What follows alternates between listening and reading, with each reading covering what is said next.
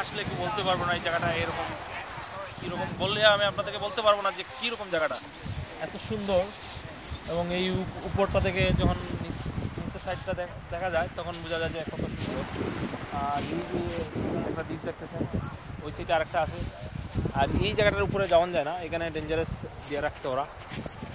আর এই যে আমরা আসছি কিন্তু ওই দিক দিয়া, ওই যে লোক দেখতেছেন আপনারা মনে হয় এই দিক দিয়ে আমরা আসছি।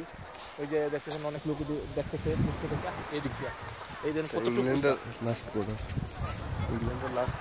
আর এটা হচ্ছে আপনাদেরকে বলতেছি এটা হচ্ছে ইংল্যান্ডের লাস্ট একটা বর্ডার।